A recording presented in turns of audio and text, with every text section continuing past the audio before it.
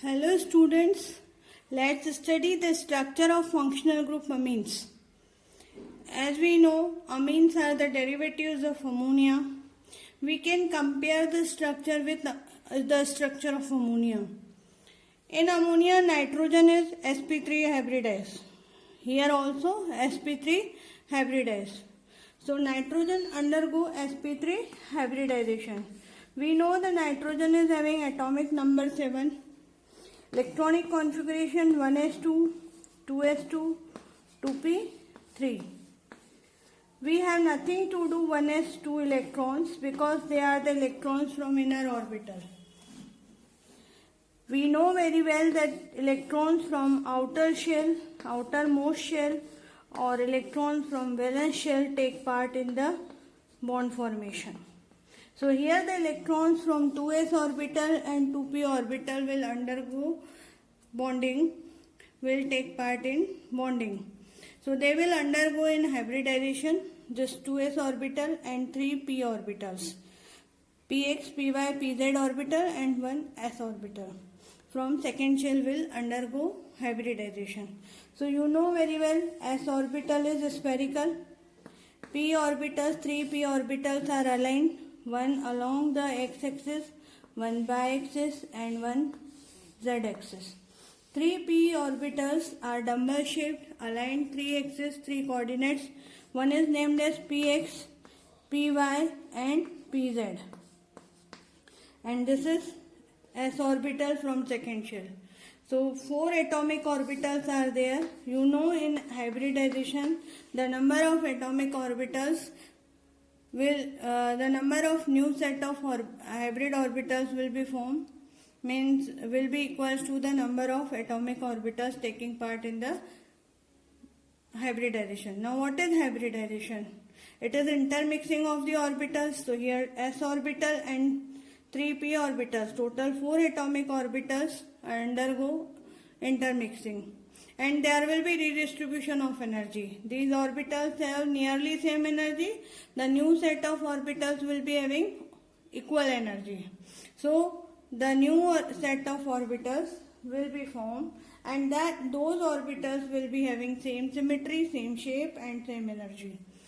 So that those orbitals will be called as sp3 hybrid orbitals. So here sp3 hybridization take place and there will be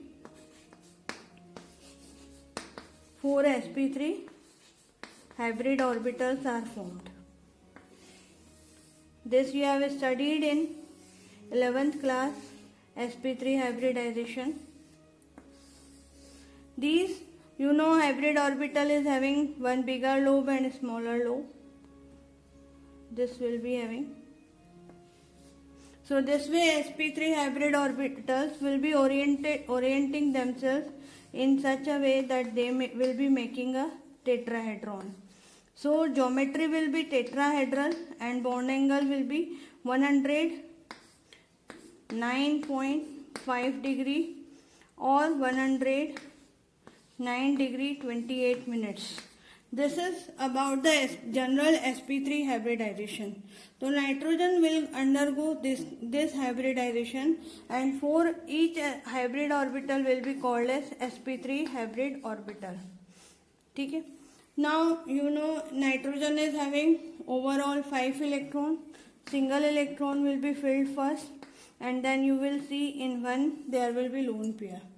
So 1 hybrid orbitals contain lone pair, 3 hybrid orbitals contain unpaired single electron which will be making the bond. If they are making bond with hydrogen, it will be ammonia. And if it is one hydrogen is being replaced by alkyl group, then if we take the structure of that structure of methenamine. So let us see this structure of methenamines in this. In case of amines, we are seeing methenamine. This is nitrogen. Now a smaller lobe I am not making for ease of understanding. This is lone pair. This is 1 electron. Suppose here you are methenamine is CH3NH2. So two hybrid orbitals will be overlapping the 1s1 orbital of hydrogen. Suppose X is the electron for hydrogen. Here another hydrogen making the sigma bonds. Now here methyl group. Now see here, I am taking carbon with this colored chalk. Carbon is also sp3 hybridized. Carbon is also sp3 hybridized, having 4 sp3 hybrid orbitals. Here one hydrogen, again hydrogen with white chalk.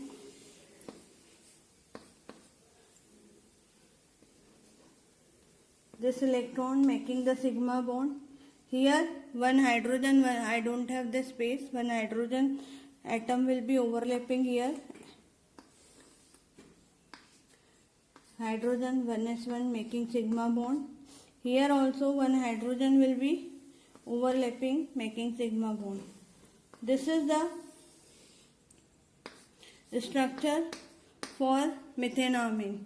Now if trimethylamine, if another methyl group is there, that will be replacing this hydrogen. Third methyl group will be replacing here.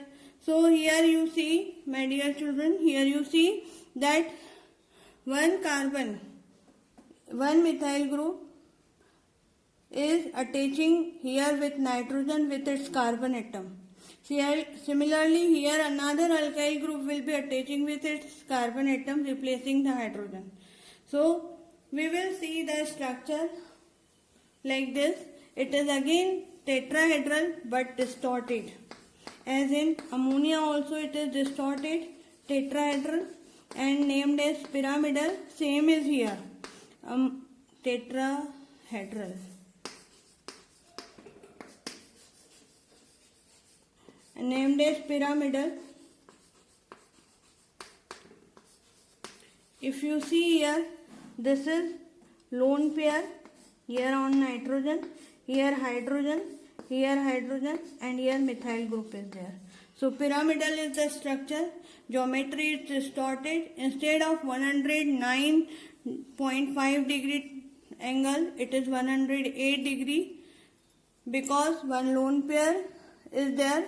So there are lone pair bond pair interactions, lone pair bond pair repulsions, which are more than bond pair pair repulsion. You know very well, bond pairs are coming closer due to lone pair bond pair repulsion.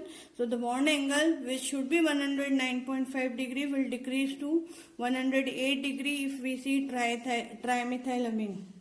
So you see the bond angle is lesser than the bond angle which should be for tetrahedral geometry, due to presence of one lone pair which is having lone pair bond pair interaction. But it is more than the ammonia. In ammonia it is 107 degree. Why it is more than ammonia? Because alkyl group is bulkier, offering the steric hindrance. So you see here, as the number of alkyl group go on increasing, or the size of alkyl group go on increasing, more and more steric hindrance will be there. The bond angle will become more, but not more than tetrahedral. So this is all about the structure of the amines, structure of the functional group amines. Thank you.